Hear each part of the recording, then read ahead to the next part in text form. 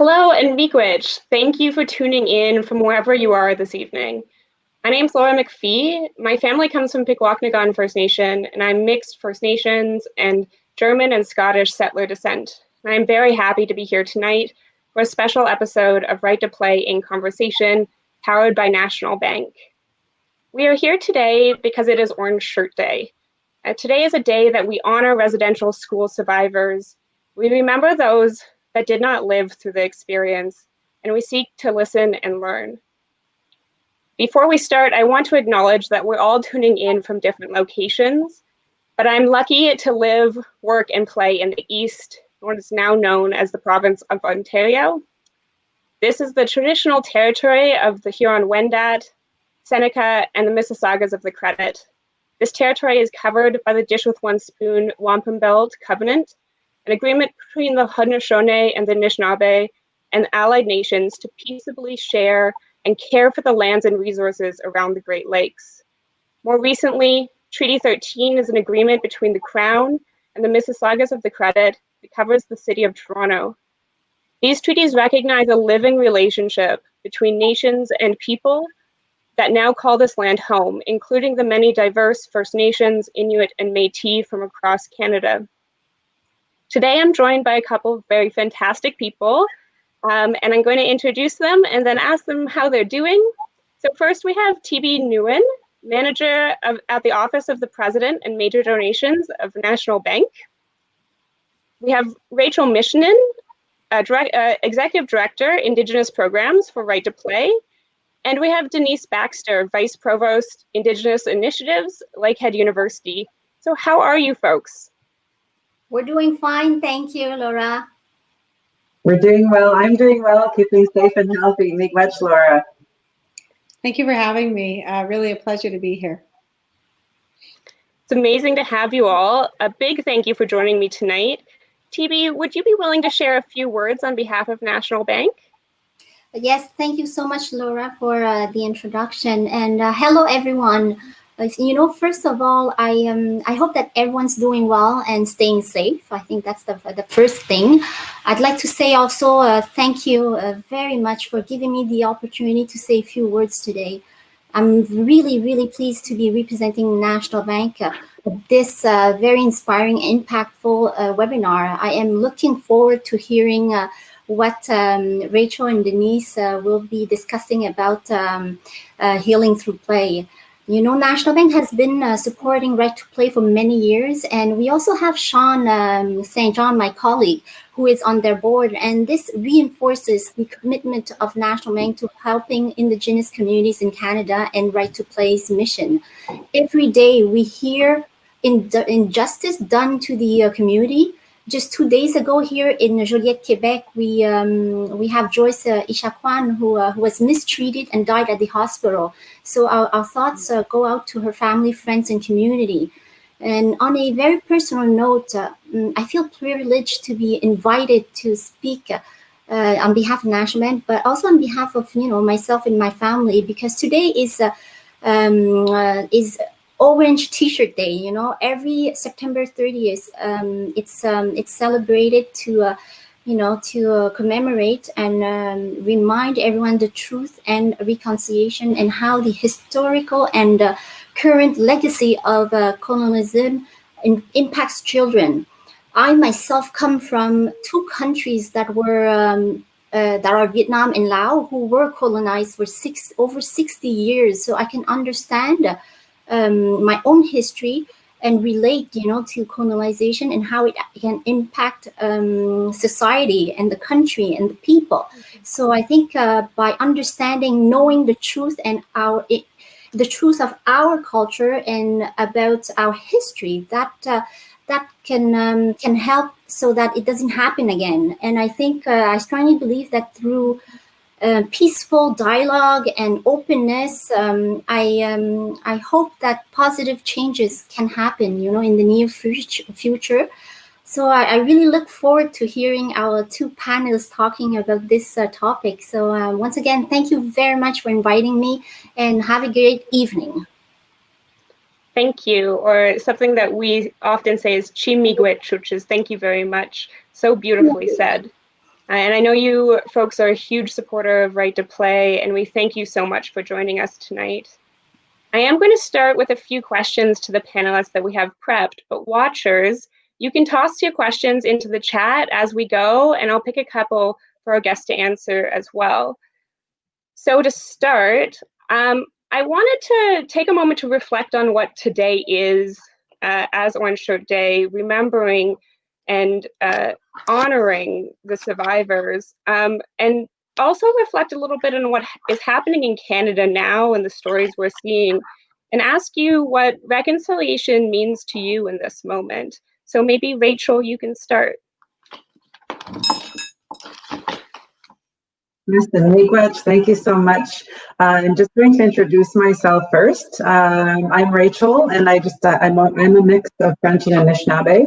I'm blood-born from Nishnawbe First Nation, and as a baby, I was adopted into an Anishinaabe family from Edmonton First Nation, which I'm a member of. For most of my life, Thunder Bay has been home, which is situated on the traditional lands of the Anishinaabe people of Fort William First Nation, where I'm currently visiting you from tonight. First off, I'd like to say miigwech. Thank you to the National Bank and our team at Right to Play for hosting an online forum commemorating Orange Shirt Day. And miigwech to Denise Baxter for joining us today. Denise has contributed to the development of Right to Play resources that support Indigenous community mentors and children in the communities we are partnered with.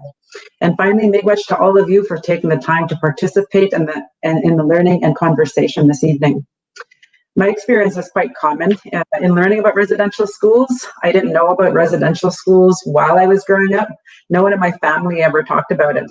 It wasn't until the mid-90s, while I was attending a program called the Aboriginal Law and Advocacy Program here in Thunder Bay at Confederation College. And the report of the Royal Commission on Aboriginal Peoples was released. It was through this report and this program that I first learned about the relationship that the Government of Canada had with Indigenous peoples, including treaties, the Indian Act, and the residential school system. I remember asking my mom if she ever heard of residential schools, and she said yes. My mom, whose first language is Anishinaabe, Ojibwe, revealed that she herself went to Indian day school in our community, but that all of her siblings and other children in the community were taken away from their families and home. She recalls the grief that was prevalent in every home and in every family. She was also witness to the overwhelming grief that her parents carried.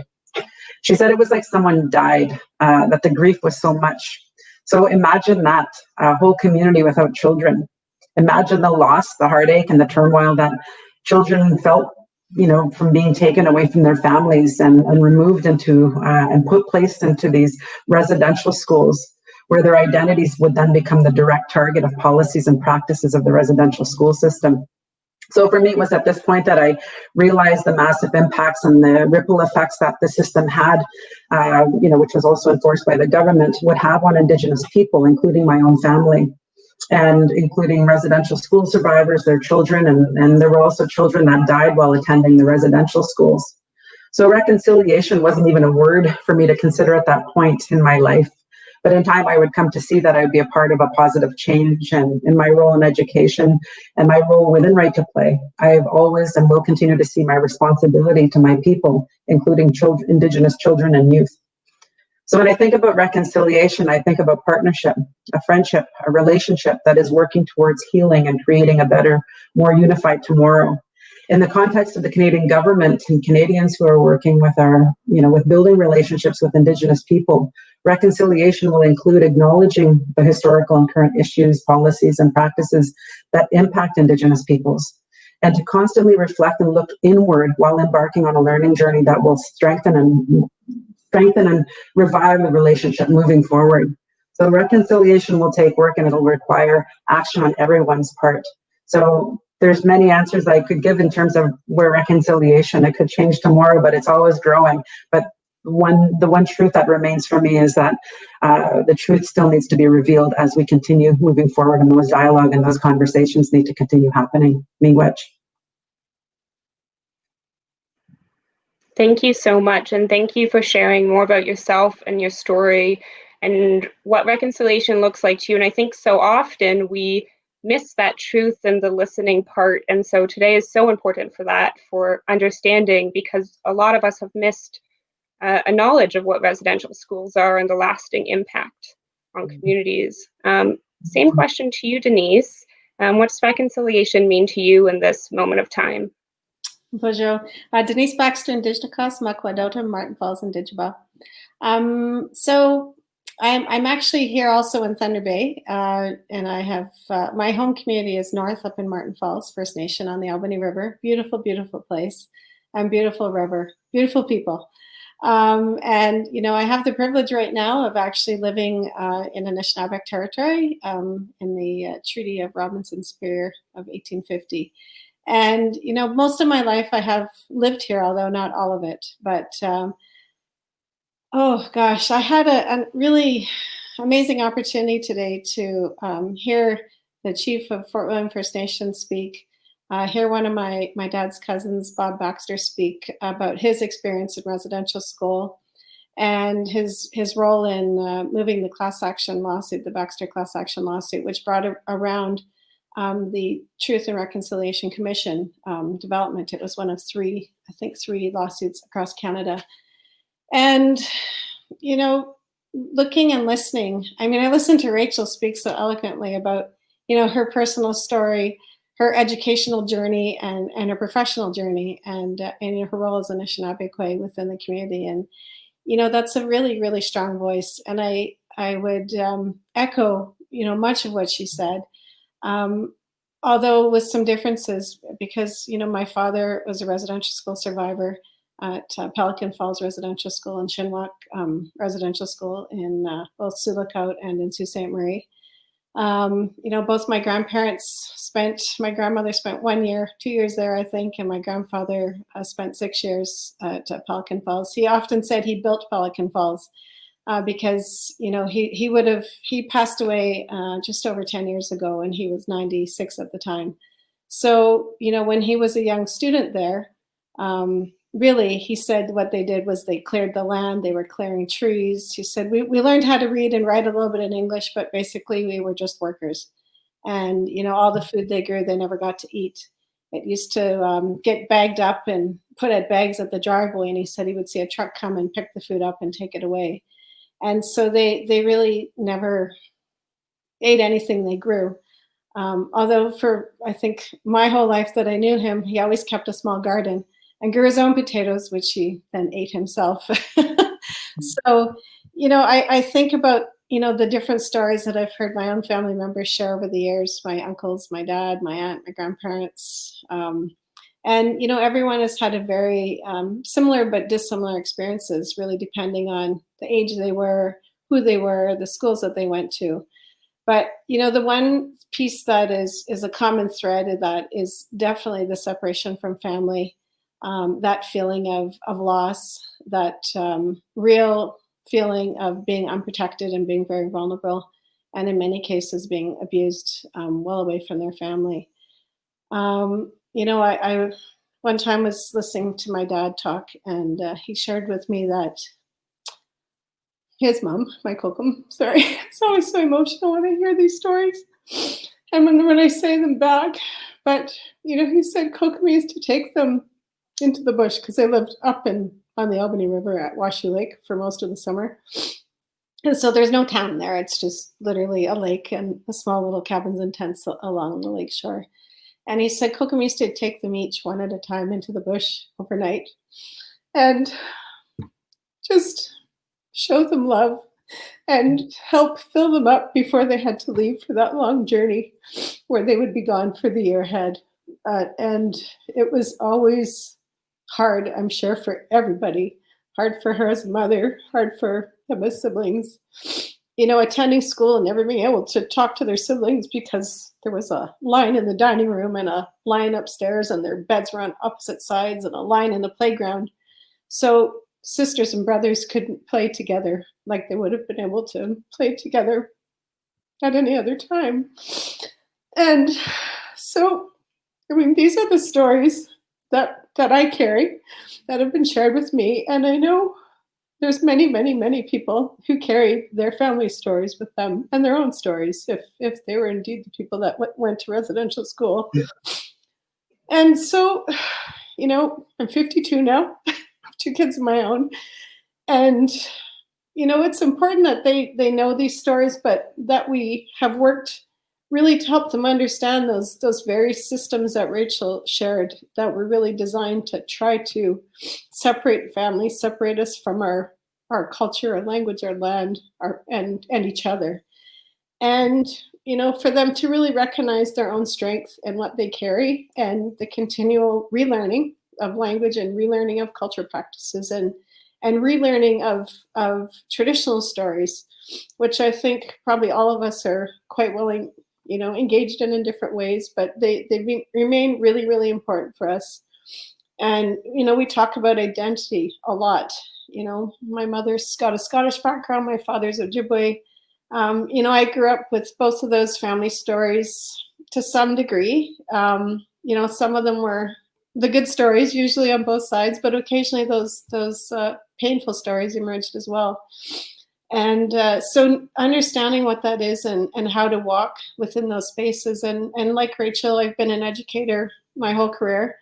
And it really wasn't something as a young person I thought I was going to do with my life. I thought I was going to be a professional French horn player, when I went off to university. But, things have a way of working out the way they're supposed to. So, most of my career, if not all my career, has really been around education. And for me, an important part of reconciliation is learning and is education. And it's really what I've dedicated my life to. So. It's a miigwech, Denise. I just want to acknowledge I'm sending you a virtual hug. Zaidian, love you. Miigwech. I was going to say the same thing. I'm a big hugger in life, and so hug to you. I appreciate so much you sharing your story, but also sharing your tears with us is such a powerful thing as well. So thank you very much. And I know we all had, we've all been pulled to this for various reasons. I thought I was going to grow up to work with tigers, but we all been pulled here for various reasons as part of our own journeys as well. And I appreciate that. I was listening to an elder earlier today a video, and he talked about the process of colonization being like a river to our communities and to your personal life. And that at one point during colonization, so much pain and hurt and fear was put into the river. And since then, it's really drifted downriver, and we're still dealing with the impacts in our families and in our lives. And we deal with those in various ways while wearing our beautiful earrings. I've found beading to be something that really helps connect me to culture. It's a type of play to me. And we obviously love showing them off. So the next question I was going to ask was about how play and various types of play can factor into the healing process. And I'll give you a break for a moment, Denise, and I'll go back to Rachel. Thank you. That's a great question. For me, when I think about play, I think about kids actually playing outside, playing in a schoolyard or playing on a team, or not just necessarily kids, but anyone that actually just enjoys playing and physical activity and connecting with others.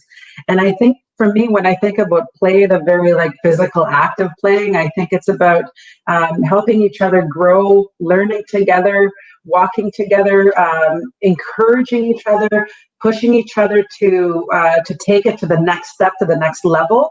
So it's this relationship that happens in a playful environment, in a team environment, that is really about encouraging, achieving a common goal, and working together and working collectively. So I think that in that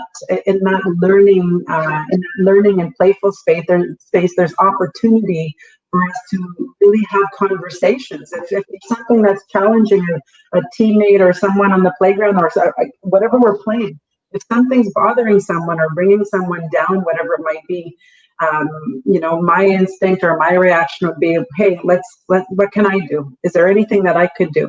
And if it's something that I've done, well, I would like to address what I've done and to challenge myself to become a better person. So that way we can encourage each other moving forward. So for me, I can tie play in with reconciliation on that capacity, because it was like, okay, well, I think about kids and I think about adults.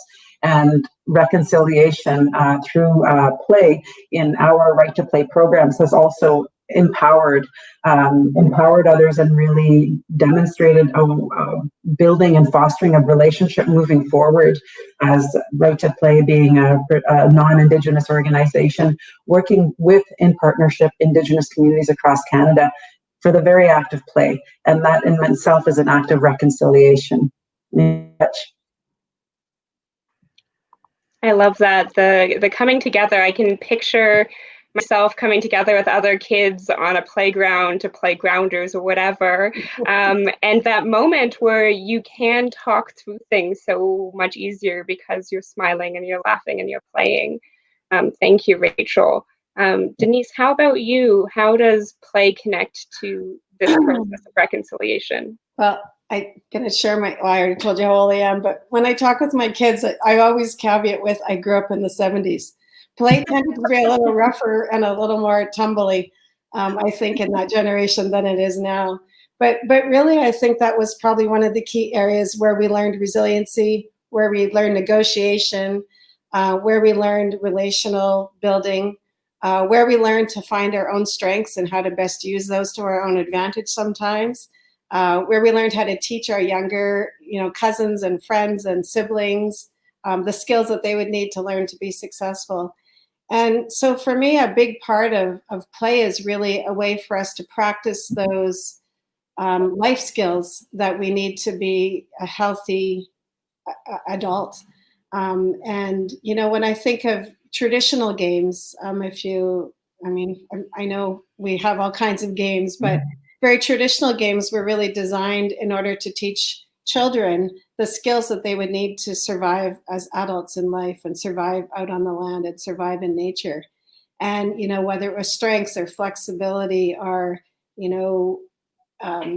eye-hand coordination or, so many of those kinds of very traditional games are really designed to help young people grow so that they can be successful. They could raise a family, they could care for their family, they could feed themselves, they could build shelter, they could navigate the rivers. The Albany River is a mighty river, and after a rain, before the damming, it was really a big river. Now it's it changes daily sometimes with the seasons, and but nonetheless, it's really, you have to be highly skilled to navigate those spaces and survive them.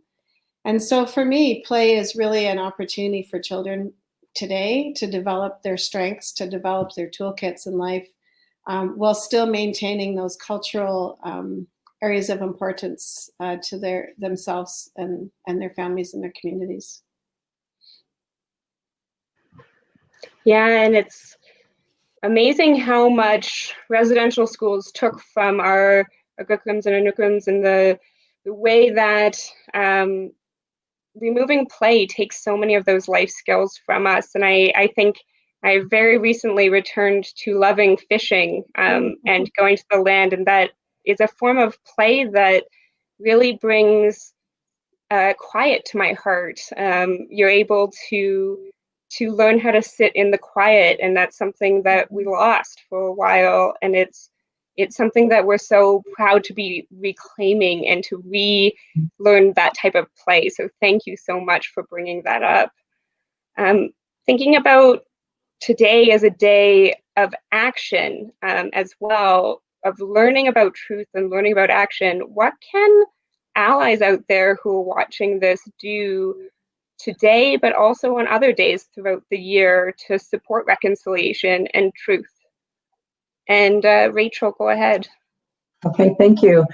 And thanks for sharing, Denise. I think the land you talk about is definitely a medicine for me, as you know, and it's part of our way of life, and it's a part of our way of being. And when we play on the land, we're also creating our relationship with that land as well. So, miigwech for sharing. So when I think about reconciliation and what allies can do, I'm going to focus on Right to Play's reflect, connect, apply approach in our promoting life skills in Aboriginal youth program, the play program. But when I think about things that anyone could do is that it's going to take constant learning. It's going to take learning. It's not a one. There's no one book that you can have that's going to have all the answers for you, and there's no one learning experience that you have that's going to be the be all and end all. It's going to take constant learning, and and looking for Indigenous perspectives and stories, learning from people directly, learning through their stories and documentaries and books and movies, through podcasts or whatever venue. And when you're learning in that process, reflect on who you are, your own identity, where you come from, and reflect on, connect the information that you have. Take the information that you have. How do you connect with it based on who you are and based on your own experiences? And how can you connect it to addressing misconceptions that have been ingrained in our thinking via so many facets and forms? And then think of an action, apply, move forward, and look at what you can do with your family, what you can do in your community, and what you can do in your work environment. In what ways can you be about reconciliation? So, miigwech, thank you. So powerful. And I love, Rachel, you're newer to Right to Play, and you're already using the RCA in a way that I think some of us at Right to Play for a while haven't thought about. So well done. That's so important. I think about my learning path almost every day, and that every day you learn something new. The moment that you think that you've got into, I know the information, is the moment you realize that you know nothing at all. So that learning and really reflecting is so important. How about you, Denise? Do you have any advice on allyship within this space? Well, I guess I can speak just from how I find I am best supported from some really amazing people that are, I interact with occasionally and daily.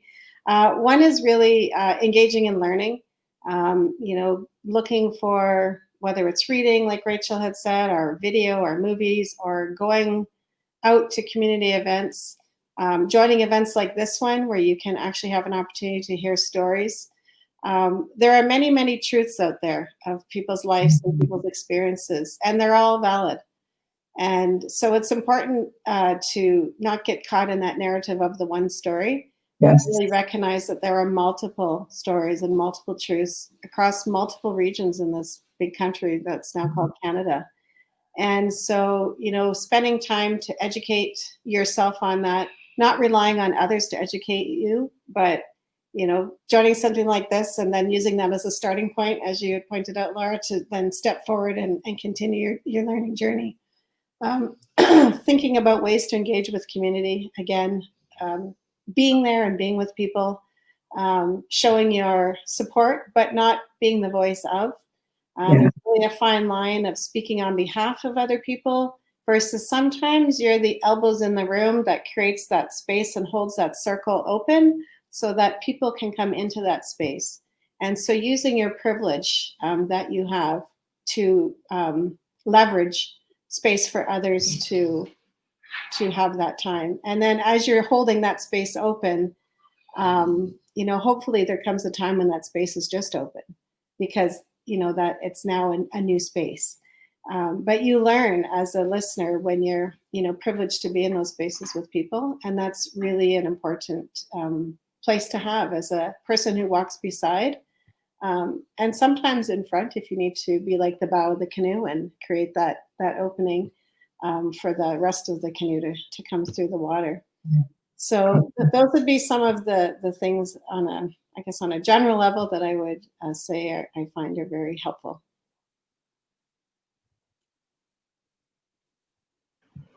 Thank you. That what you just said, learning to walk beside, is something that it's a beautiful way of putting what it means to be an ally and to hold that space specifically. It's a pretty powerful vision for me to picture in my head. And I think I'm going to take that as the comment to really reflect on tonight, is that learning to walk beside moment and what that means today.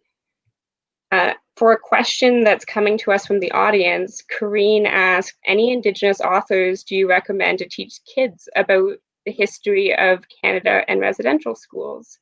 And Rachel, I saw your head nodding, so I'm going to go to you first. So I'm not going to identify one person, because there are many amazing Indigenous authors and storytellers that are out there right now. So I would recommend for you to check out goodminds.com. It's an Indigenous owned bookstore in Ontario. And they also have books that are written by Indigenous, First Nations, Métis, Inuit perspective stories. So they have a huge selection of children and youth and adult literature that focus on residential school. Goodminds.com. That's a promo. I don't know if Jessica doing some. I'm scribbling that down as well. Denise, do you have any recommendations? Well, that would actually have been my recommendation, because they have independent book publishers. They have, publishing houses from all across the country. And all the books that they have a team, and they vet every book before they carry it. So I think you're fairly well assured that if you buy something from them, or at least check it out, that you will ensure that you have a great book. There's amazing authors and publications coming out weekly in this country right now. I think we're really in a great renaissance of literature, and I hope it will just continue to grow. I like that, great renaissance. Yeah, it's so true. Every time I look at the news, there's a new remarkable book coming out, and I have a pile that I need to get through. I'm sure we all do, but they're important to add to them. We've actually come to time for today, and I wanted to extend a huge chimigwich to everyone involved today. For folks who are tuning in to this conversation, to Rachel, to Denise for sharing your stories and being open to sharing also the emotions that come with today. And to TB International Bank for joining us with this conversation. We will be back in a month with another conversation, so I hope you folks can join in on that and follow Right to Play in order to know when they're coming up. Have a great night, everyone. Thank you so much. Thank you, Denise. Thank you, Laura. Thank you, everyone. Great. Bye. Bye.